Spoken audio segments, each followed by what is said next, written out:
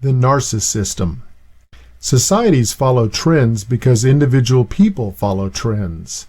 Some of those trends continue on and grow to become belief systems, and belief systems are the foundations for most of the world's religions. Belief systems receive their power directly from the numbers of people who support them. Even if a simple doctrine has been shown to be a blatantly false premise, if enough people in a given population cling stubbornly to that belief, it becomes a system which controls their values and thus their thoughts, behaviors, and actions. The new millennium ushered in just such a system, based on the idea that self-aggrandizement, self-centeredness, and ultimately self-worship has become fully accepted behavior in the societies of advanced industrial nations. Even though narcissism is considered a psychiatric syndrome, whereby the individual suffering the malady is destined to live a life devoid of close relationships and experience social isolation, leading to depression and other psychosocial deviations like sociopathic behaviors, the fact that self-centered behavior has gained media and thus social support on a mass scale presents the syndrome as a system. This is the narcissistem. The danger associated with the narcissistem, beyond the obvious antithesis of the Judeo-Christian values of self-sacrifice, humility, with justice and mercy shown toward others, is that the society itself takes on the characteristics of the individual narcissist, with just as much blindness and unawareness of the needs of those around them, to the point that the very fabric of social structure begins to unravel.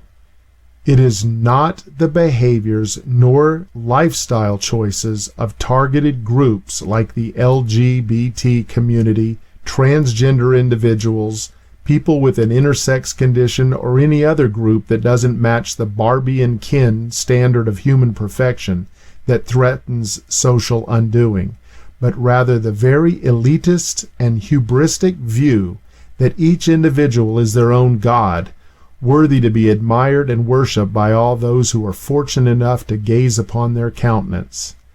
This is a very real and disastrous danger to society. Just look at the current political circus deceptively called the election process in the United States today. Narcissism is rampant across the spectrum of candidates, and they are celebrated for it. The core concept of democracy was for the people to elect officials who would best represent them and their values. So if we the people elect a blazing narcissist, what does that say about who we have become as a nation? Can't you see the danger here? How to avoid the narcissistem. I can give some sound advice here. And now I understand just what Jesus meant when he talked about sowing seeds and only a few will fall on fertile soil. Hopefully you are open-minded enough to hear this and let its roots take hold in your heart. We are taught that we are in the world and yet not of the world. You can live in a system where many around you are fascinated by taking selfie photos, yet you can turn and take pictures of the scenery. You must decide that you are not of that system, that it does not represent who you are. You have to say that mentally and spiritually to yourself. This is all about self-improvement, which requires self-evaluation. That is something a narcissist never does, in fact, can't ever bring themselves to do. After all, they are blinded by the belief that they are beyond perfect. But you know that life is best lived when it is lived acknowledging the needs of others. Lived looking past the end of your own nose and caring about and focusing on other people. The narcissistem brings darkness upon the land, but you become a great light when you do not allow that darkness to overwhelm you nor overcome you. Your friends, your family, and those you work with will see that light, and it might bring them also out of that light-blinded, self-infatuated thinking. When I was young, my parents woke me up by calling for me to rise and shine. Today you hear a lot of truthers calling for people to wake up to the realities of our times. I'm suggesting here that you not only wake up, but also shine, because as the darkness gets darker, the lights must get brighter, and now is the time to become beacons of truth.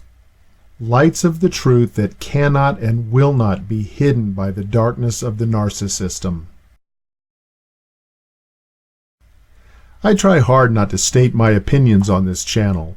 My intent is to present facts, but I must tell you that the degree to which you disagree with me is directly proportional to the degree you need to change your mind. This is Rhinocus. Freedom is still a choice, so how will you avoid the Narcissystem?